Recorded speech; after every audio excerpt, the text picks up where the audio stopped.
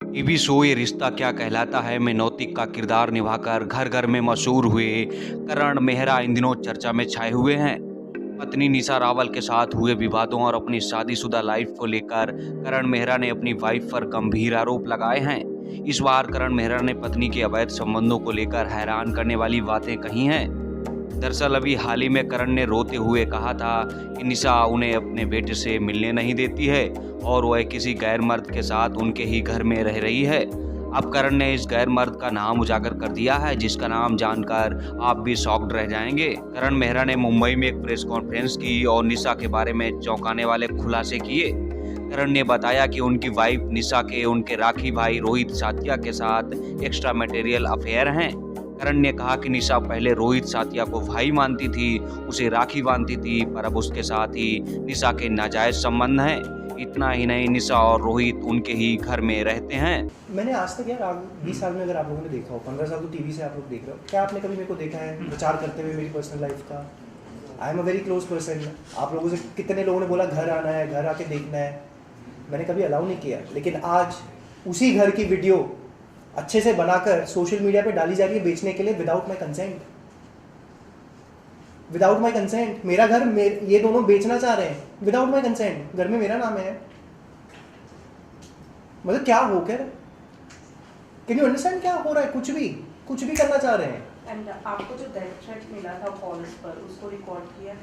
That was a no caller ID, plus मेरे पास recorder iPhone के होते ही नहीं है, तो मेरे पास तो आई विश आया है, दैट वुड बीन शादी करने में विटनेसेस हैं, सब कुछ है, तो कितना करीब मानते हैं कि कोर्ट जजमेंट देगा? देखिए मेरे पास जो वो एक हार्ड एविडेंस काफ़ी है, साथ में जितने आ जाए it is very good for me. I am not banking, see that's why when she asked me कि why were you waiting, I said I needed that one opening for me. एक होता है ना, आदमी वेट कर रहा होता है उस उम्मीद का कि वो उम्मीद कब मिलेगी,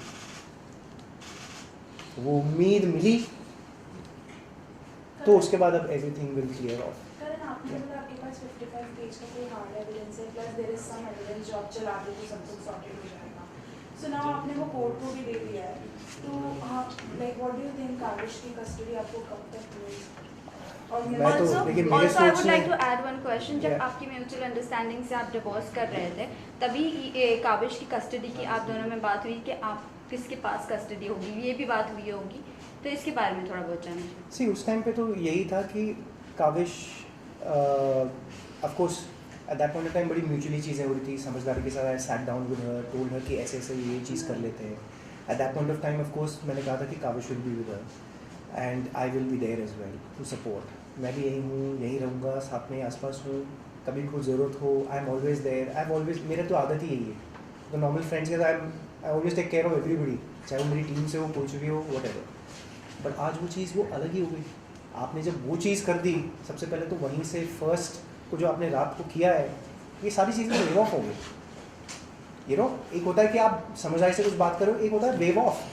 और ये चीज़ जब हिंट था, चीज़ें हो रही थी, of course I decided Kavish is, उसका फ्यूचर मुझे भी देखना पड़ेगा ना। As a father I was thinking कि मदर के साथ अच्छा रहेगा, it will be good for him, I will be seeing him of course almost every day, there is no problem, his activities I will do, वो सब मैंने plan किया ही हुआ था वैसे। But today if you ask मी,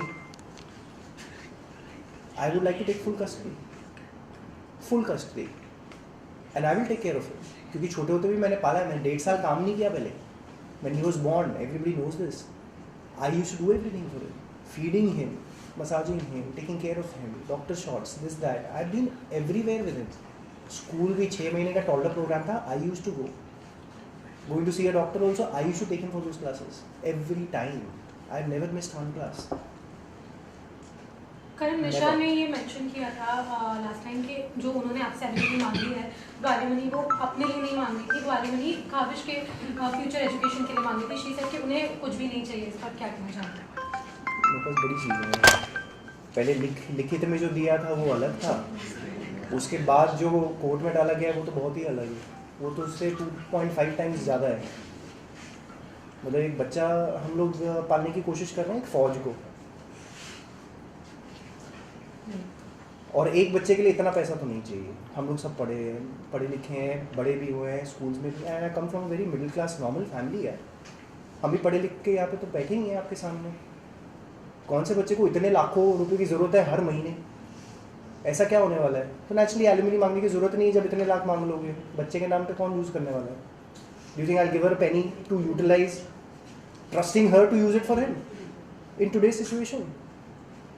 मैं तो सिंपल सी चीज़ है, बच्चा मेरे को दे दो, मैं पाल लूँ, सिंपल, कुछ नहीं चाहिए, आप मेरे को दे दीजिए, आई will do the thank you so much. Thank